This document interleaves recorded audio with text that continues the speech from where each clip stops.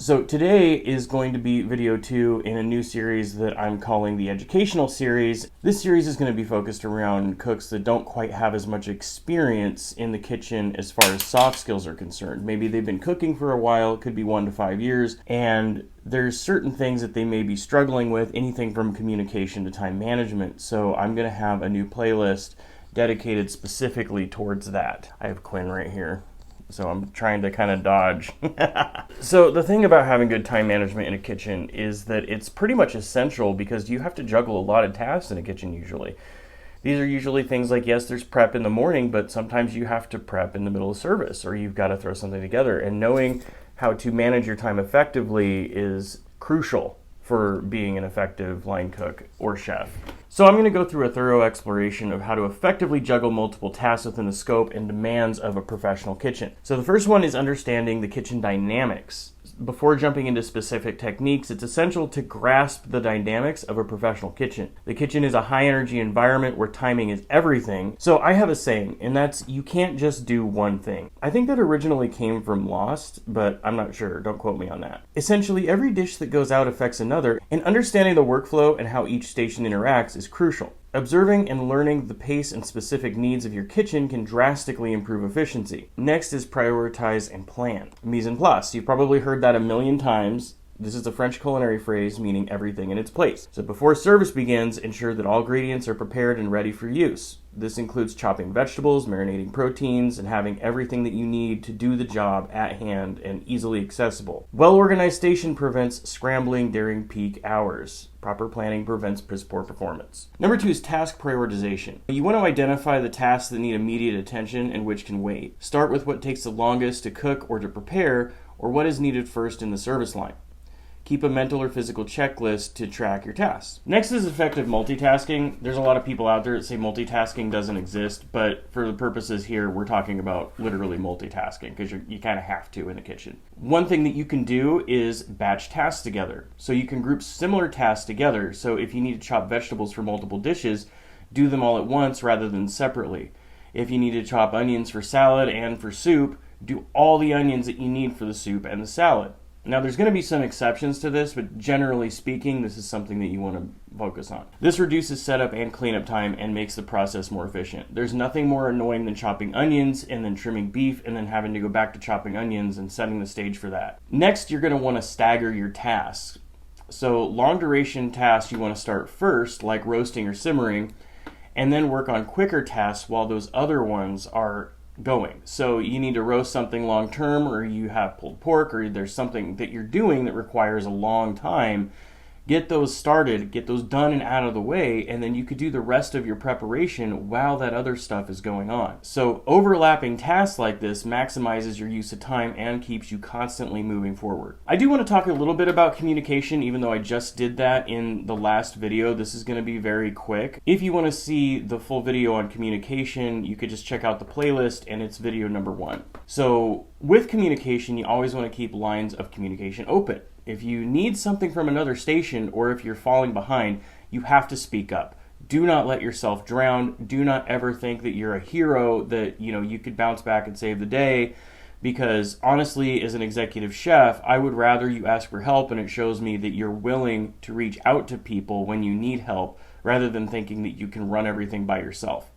Effective communication can prevent bottlenecks in the kitchen workflow also, because you failing to communicate can drag the whole kitchen down and make it a hard time for the exec. One thing that'll help you in a future leadership position is learning to delegate. Delegating tasks that can be handled by other people is extremely important, and it's one of the most common mistakes new leaders make. Is they don't delegate. They try to do all the cook stuff on their own, and then they also try to handle all of their managerial tasks, their new managerial tasks. They don't know how to do that. They don't know how to delegate properly, and they end up becoming ineffective managers. Not necessarily bad or toxic, but just ineffective. Doing this will free you up to focus on more complex tasks, and it also helps train other team members. You could focus on people that need a little bit more help. Okay, I also want to touch on stress management a little bit. Number 1 thing, slow is fast, stay calm. High stress can lead to mistakes, and you need to slow down. Practice deep breathing, step away for a minute if you have to. You would be surprised. You would think like it would be ineffective to step away off the line for a couple minutes. I'm not saying go take a 15-minute smoke break, but just a couple minutes to kind of catch your breath, reorient yourself.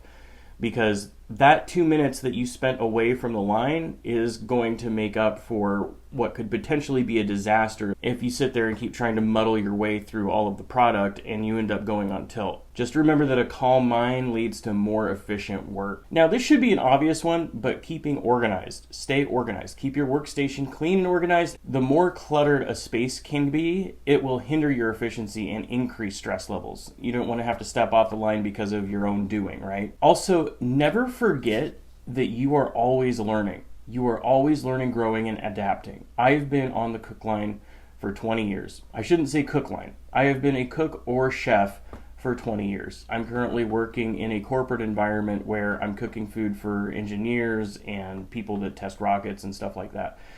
And I'm still learning new techniques. There's things that I never knew. So in moving down from Nebraska to Texas, there's a lot of cooking techniques and a lot of things that they do in Texas that are standard practice that were never done up in Nebraska. So even just a regional thing, you learn a lot. Within the educational side of things, I also want you to reflect and adapt. So after each service, I want you to reflect on what went well and what could be improved in an objective way. Don't look at it as a personal failing. You're not good enough, you're never going to be good enough.